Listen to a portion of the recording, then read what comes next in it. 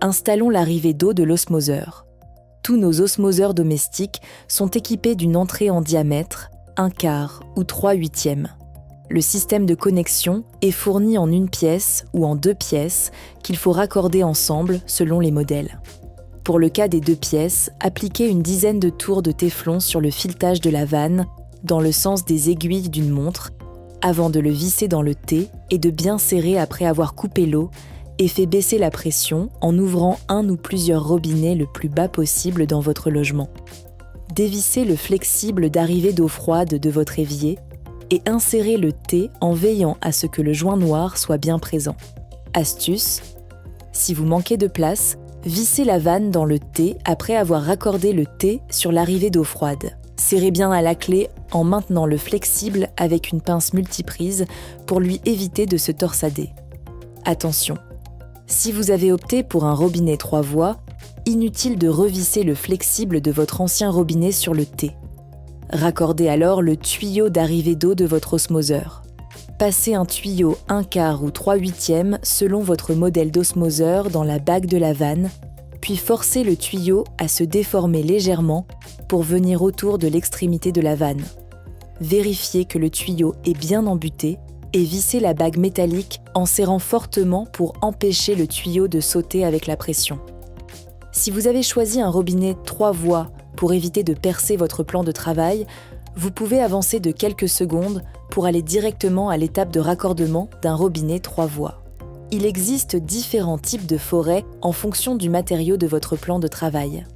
Dans le cas spécifique de l'inox, nous vous conseillons de commencer avec un forêt de 3 mm et de monter graduellement jusqu'à 12 mm. Il existe aussi un forêt conique qui permet de percer en une seule fois. Faites attention de bien vous arrêter à 12 mm. Pour du carrelage, il existe des forêts spécialement adaptées. Pour le bois ou le contreplaqué, une simple mèche à bois de 12 mm suffit. Commençons par installer le robinet une voie. Une fois le plan de travail percé, insérez le robinet, serrez le par en dessous et connectez un des tuyaux grâce au raccord fourni. Sécurisez la connexion avec les petits cavaliers bleus. Si vous avez opté pour un robinet 3 voies, démontez votre ancien équipement et insérez le nouveau robinet dans votre plan de travail. Fixez le par en dessous en serrant le plus possible pour l'empêcher de bouger. Raccordez ensuite le flexible d'eau chaude sur l'arrivée d'eau chaude, le flexible d'eau froide sur le T de raccordement de l'arrivée d'eau de l'osmoseur installé précédemment et la 3e voie sur un tuyau souple.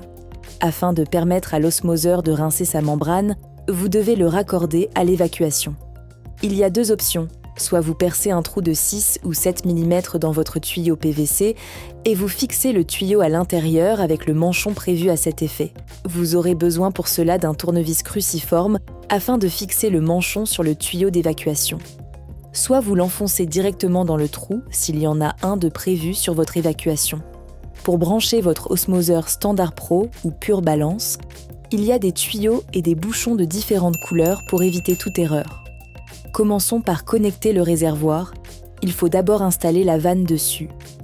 Retirez le bouchon bleu. Appliquez entre 5 et 10 tours de téflon dans le sens des aiguilles d'une montre et vissez la vanne en serrant bien à la main. N'utilisez pas de clé pour serrer, car c'est du plastique. Connectez le tuyau jaune dans la vanne du réservoir et remettez la petite sécurité enfant rouge.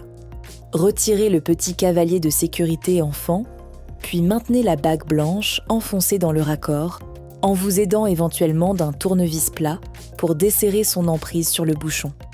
Branchez alors le tuyau jaune du réservoir à la place du bouchon jaune sur l'osmoseur. Le tuyau rouge d'arrivée d'eau se branche à la place du bouchon rouge. Retirez le bouchon et insérez le tuyau à la place. Faites pareil pour le tuyau bleu de l'eau osmosée et pour le tuyau noir de l'évacuation. Remettez les petits cavaliers rouges de sécurité enfant sur les bagues blanches. Mettez ensuite en place les filtres.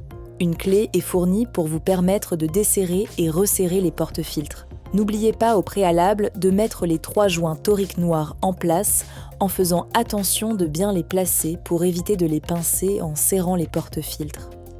Commencez par mettre le filtre PP 5 microns à droite en faisant attention à le mettre bien au fond de son porte-filtre, puis le filtre GAC au milieu en faisant attention au sens.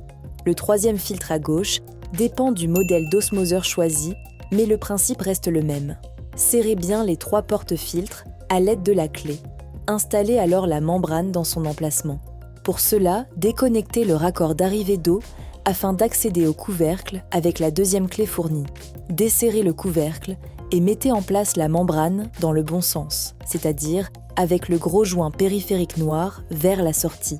Vérifiez que le joint torique noir est bien en place et revissez le couvercle en vous aidant de la clé. Remettez le raccord d'arrivée d'eau sur le couvercle. Pour vidanger le filtre GAC, sans endommager la membrane, dévissez le porte-filtre de gauche, mettez un récipient en dessous et ouvrez l'arrivée d'eau de l'osmoseur. Vous allez obtenir environ 1 litre d'eau noire car elle contient la poussière du filtre GAC qui s'évacue au moment de la mise en service. Dès que l'eau redevient limpide, coupez l'arrivée d'eau et revissez le porte-filtre. Votre osmoseur est alors prêt à fonctionner. Ouvrez l'arrivée d'eau et branchez l'osmoseur sur le courant. Nous précisons qu'il n'est pas indispensable de brancher ce modèle sur le courant pour qu'il fonctionne. C'est le gros avantage de ce modèle car cela vous permet d'avoir un bon rendement lorsqu'il y a de l'électricité sans tomber en rupture de stock lorsque ce n'est plus le cas. L'osmoseur va dans un premier temps remplir son réservoir pendant environ une demi-heure, puis s'arrêter automatiquement. Nous vous conseillons de vider le premier réservoir pour le vidanger et de ne consommer l'eau qu'à partir du second.